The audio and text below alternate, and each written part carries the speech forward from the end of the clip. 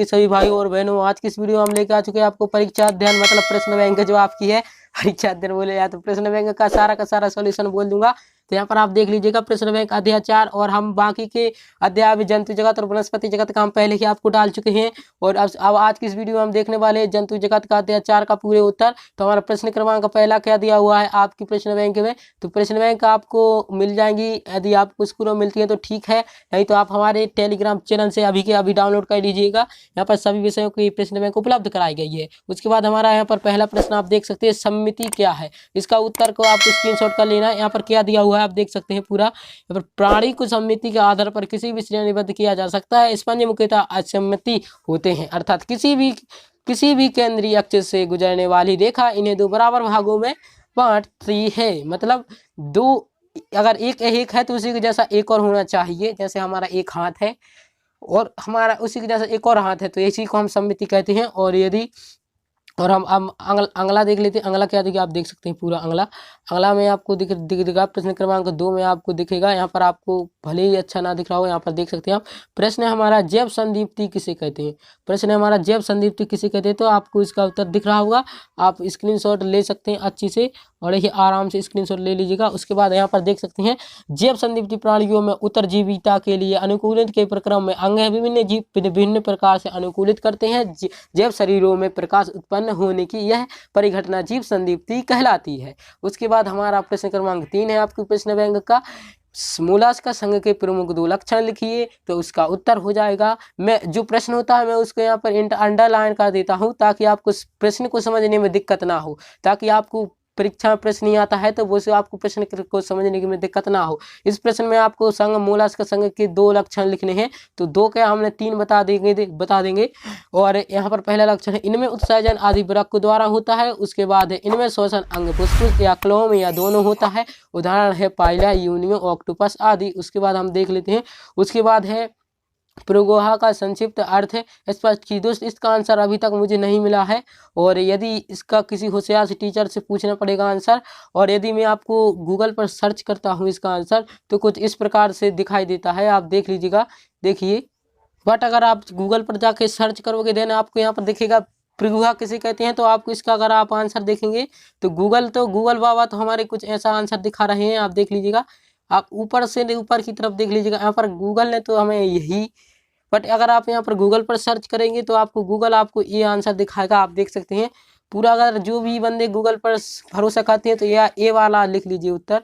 शरीर भित्ति तथा आहारनाल के बीच प्रोगोहा में उपस्थित अथवा अनुपस्थिति के वर्गीकरण का महत्वपूर्ण आधार है। मेजोडर्म मध्य त्वचा से आच्छादित शरीर गुहा को देहगुहा या फिर प्रोगोहा कहते हैं तथा इसे युक्त प्राणी को प्रोगोही प्राणी कहते हैं। प्रोगोही प्राणी कहते हैं इसे युक्त प्राणी को। बट जो भी गूगल पर विश्वास करती है तो गूगल हमारा ये उत्तर दिखा रहा है इस प्रश्न का, तो आप इसको भी लिख सकते हैं और वैसे ये भी सही होना चाहिए गूगल का। तो उसके बाद हमारा अगला प्रश्न देख लेते हैं और यदि उसका आंसर सही अगर प्रश्न बैंक या कहीं भी परीक्षा देना मिलता है तो मैं टेलीग्राम पर उसका डाल दूंगा, ठीक है। और अब हम अगला प्रश्न देख लेते हैं। उसके बाद हमारा प्रश्न क्रमांक 4 खत्म होता है जो कि हमने गूगल बाबा से देखा। उसके बाद हमारा प्रश्न क्रमांक 5 आता है। तो प्रश्न क्रमांक 5 में हमारा क्या दिया है, ऑर्थोपोडा संघ के लक्षण लिखिए। तो आप उसको अच्छी स्क्रीनशॉट कर लीजिए और इनको अपनी कॉपी में नोट करके लिख लीजिए और याद कर लीजिए, दिमाग में डाल लीजिए, गुछड़ लीजिए। उसके बाद हम इनके सिर पर नेत्र पाए जाते हैं। इन सभी प्रश्नों को मैंने आपके अर्धवार्षिक परीक्षा में पहले ही डाल दिया था और मैं इसको दोबारा लिख के आपको दे रहा हूँ। उसके बाद हमारे वो सभी प्रश्न खत्म होते हैं, ये आती लघु वाले। उसके बाद लघु वाले हम देख लेते हैं, कोऑर्डिनेट और नॉन कोऑर्डिनेट में अंतर लिखिए। तो इसका उत्तर आप नीचे देख लीजिएगा, इसका उत्तर है आप देख सकते हैं कोऑर्डिनेट और नॉन कोऑर्डिनेट में अंतर। उसके बाद आप इनमें से कोई 3 याद कर लीजिए, 3 ही आप लिख दीजिए। आप अच्छे स्क्रीनशॉट ले लीजिए, बस स्क्रीनशॉट ले लीजिए और याद कर लीजिए और घुसेड़ लीजिए अपने दिमाग में।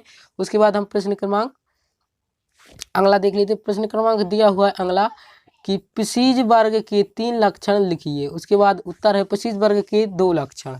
तो उसके बाद 4 लक्षण लिख दिए गए हो। पिसीज वर्ग के 2 लक्षण, ये जलीय कशेरुकी जीव हैं। इनमें हृदय में 2 कक्ष पाए जाते हैं। इनमें श्वसन गिल्स द्वारा होता है, इनमें तैरने के लिए पंख पाए जाते हैं। उसके बाद हम देख लेते हैं एकाइडोडर्मेटा के 3 लक्षण। तो एकाइडोडर्मेटा के 3 लक्षण, श्वसन अंग तथा संवेदी अंग नहीं पाए जाते हैं। इनमें श्वसन चर्मी क्लोम या श्वसन वृक्ष द्वारा होता है और तंत्रिका तंत्र में मस्तिष्क अनुपस्थित होता है। उसके बाद प्रश्न 4 दिया हुआ स्तनधारी वर्ग के 3 लक्षण लिखिए। उत्तर है कर्ण पल्लव पाए जाते हैं। लक्षण है आपके स्तनियों के, मतलब स्तनधारियों के मनुष्य ही कहलाते स्तनधारी वर्ग में आते हैं। तो उसके बाद मनुष्य को आप ध्यान में रखते हुए भी उसकी विशेषताएं लिख दीजिए, उसके लक्षण, तो आपको सही आंसर हो जाएगा। देखिए कर्ण पल्लव पाए जाते हैं और उसके बाद स्तनियों की त्वचा पर बाल पाए जाते हैं और अत्यधिक विकसित मस्तिष्क भी पाया जाता है।